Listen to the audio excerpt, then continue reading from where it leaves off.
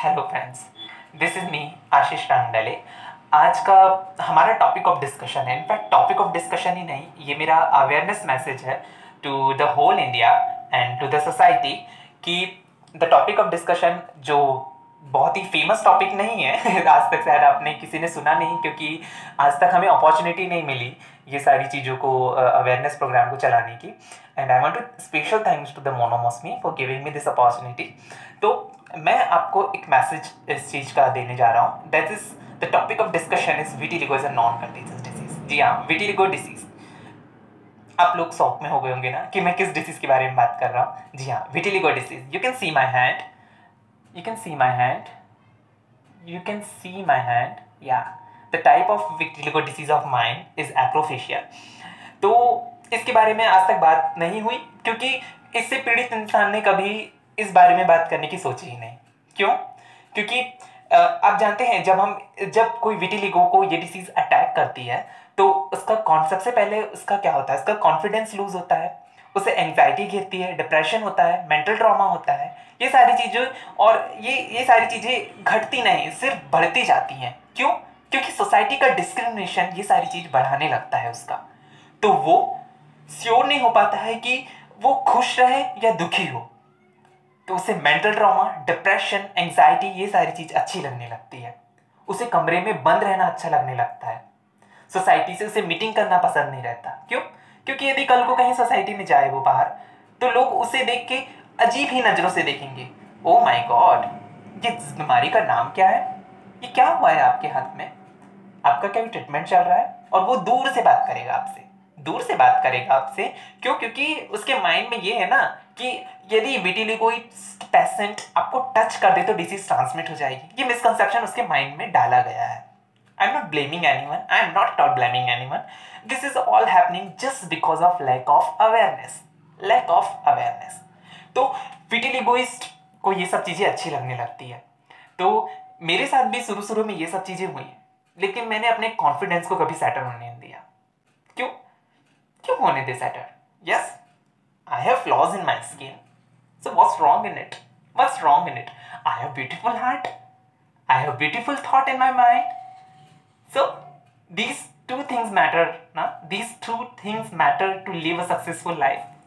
So I choose these two things to make my life beautiful.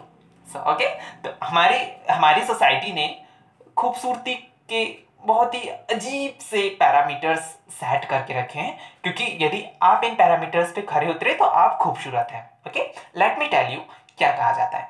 आपको खूबसूरत होना चाहिए, आपका स्किन में कोई फ्लॉज नहीं होने चाहिए। आपको यदि पिंपल्स हैं तो just go to the market, go to the clinics, okay, and buy the products. आप जाइए, ट्रीटमेंट कराइए, क्योंकि पिंपल्स नहीं होना चाहिए। आपका स्किन बुरा होगा तो फिर आप खूबसूरत नहीं दिखेंगे। ओके, और आपका स्किन का कलर एकदम वाइट होना चाहिए। ओ माय गॉड स्किन का कलर एकदम वाइट होना चाहिए, वाइट होना चाहिए। लेकिन ये तो वाइट कलर आ गए ना, मतलब मैं पैरामीटर पे खरा नहीं उतरूंगा खूबसूरती के।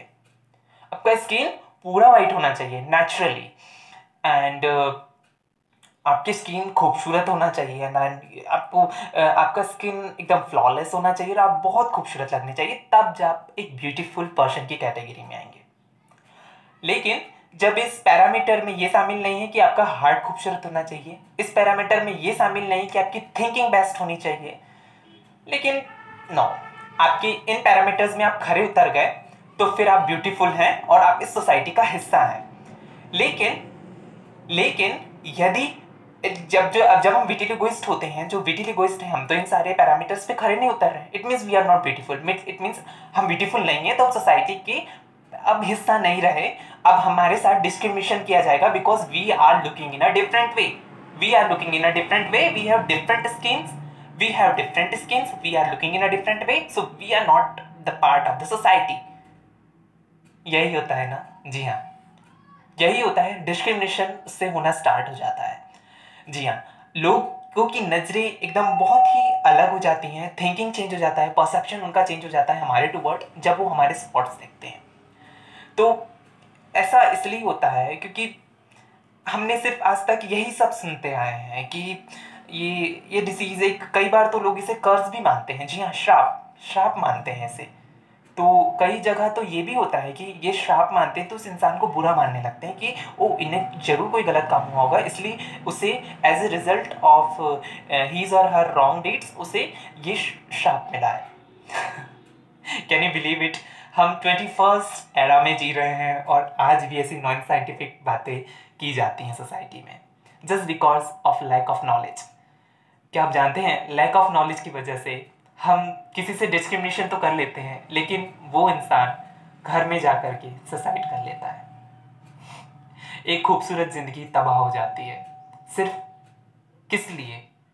लोगों ने कहा और हमने मान लिया, वैसा बिहेव किया उस इंसान के साथ और उस इंसान ने इस दुनिया को अलविदा कह दिया। हाउ बैड इज दिस ना, and at the same time how sad is this.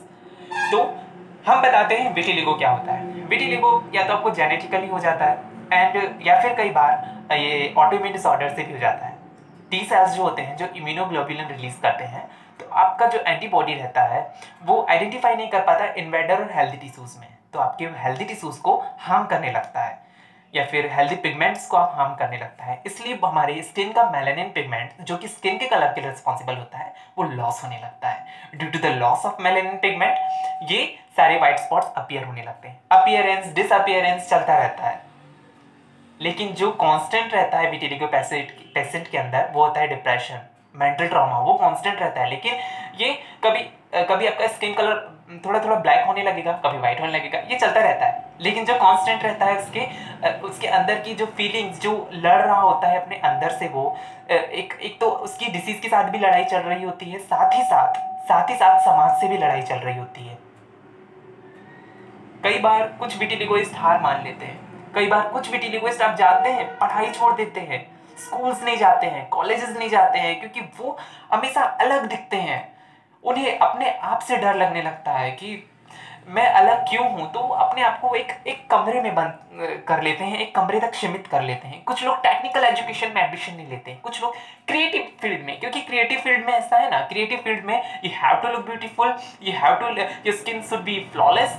लेकिन एक विटिलिगोइस्ट को कभी कोई फिल्म में एक्टर बनने नहीं देगा। क्यों?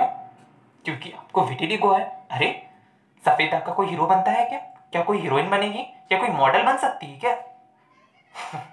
नहीं देते ना बनने उन्हें, भले ही वो सारी रिक्वायरमेंट फुलफिल करता हो, लेकिन नहीं, हमें तो आउटर ब्यूटी, जो एक ब्यूटी होती है, उसे देखना है। इंटरनल ब्यूटी को हमारे पास देखने का चश्मा ही नहीं है, तो इसीलिए वो इन सारी फील्ड में उसे कभी तवज्जो मिलती ही नहीं, तो वो कभी हाथ ही नहीं आजमा पाता। कई बार एजुकेशन, पढ़ाई बीच में छोड़ करके वो एक कोने में सीमित हो जाता है, तब उसका डिप्रेशन, मेंटल ट्रॉमा, एंग्जाइटी, ये चीज़ें बढ़ने लगती हैं, बहुत बढ़ने लगती हैं। क्योंकि हमारी सोसाइटी में इनफैक्ट आज तक किसी गवर्नमेंट प्रोग्राम नहीं चले ऐसे, या फिर कोई स्कूल में ऐसे अवेयरनेस प्रोग्राम नहीं चले कि जो ये बताएं कि विटिलिगो होता क्या है, इसके लिए हमें क्या प्रिकॉशंस लेने चाहिए, और यदि ये डिसीज कंटेजियस होती तो हम लोग एक्स्ट्रा प्रिकॉशन लेके आप लोग से दूर रहते। लेकिन ये तो नॉन कंटेजियस है। आज तक कोई ऐसे वैज्ञानिक प्रमाण मिले ही नहीं जो ये साबित कर सके कि ये डिसीज छूने से फैलती है। जब हमें वैज्ञानिक प्रमाण ही नहीं मिले तो फिर हम ये क्यों मान ले कि डिसीज कंटेजियस है? अब वक्त बदल चुका है, अब वक्त बदल चुका है। जी हाँ, आप मेरा हाथ थामिए। जी हाँ, हमारे हाथ थामने से बीमारी आपको फैलेगी नहीं, बल्कि ऐसी कई खूबसूरत जिंदगियां आप बचा पाओगे। प्लीज मैं आपसे एक रिक्वेस्ट करता हूं कि जब भी कोई विटिलिगो पेशेंट आपको मिले तो प्लीज इसे एकदम अलग नजरों से ना दिखे। वो हॉरिबल नहीं दिखते, वो हॉरिबल नहीं है। Please talk to them, help them and don't let them to feel कि वो अलग हैं, इंफीरियर हैं। ये प्लीज उन्हें फील मत कराइए। ये सारी चीजें हमारी सोसाइटी को और बद से बदतर बनाती हैं। यदि हम हाथ थामेंगे नहीं एक दूसरे का तो हम आगे कैसे बढ़ेंगे? जी हाँ, मैं आपसे एक एनेक्डोट शेयर करना चाहूँगा। When I was travelling in a bus, तो मेरे बाजू में एक पैसेंजर था एंड जब तक उसने मेरे स्पॉट्स नहीं देखे थे तब तक ही was talking with me frankly in a good manner. लेकिन जैसे ही उन्हें मेरे स्पॉट्स देखे, देन ही immediately changed his seat. he immediately changed his seat. Can you believe it? Oh my God. ऐसा होता है, जी हाँ, लेकिन अब हमें ऐसा होने नहीं देना है. I am urging to the government से मेरी एक दरखास्त है, प्लीज इस डिसीज को लेकर अवेयरनेस प्रोग्राम चलाएं, अवेयरनेस फैलाएं और लोगों को जागरूक करें. और जो इस डिसीज से ग्रसित है, प्लीज डोंट फील कि आप इंफीरियर हैं, आप अलग हैं, आपका स्किन टाइप अलग है. Please don't feel that, don't feel that. Feel who you are, feel proud who you are. I flaunt my white spots proudly and I feel proud who am I. Yes, I have vitiligo. लेकिन ये मुझे रोक नहीं सकती आगे बढ़ने से. I have vitiligo and I will flaunt it proudly. Thank you so much for watching this video.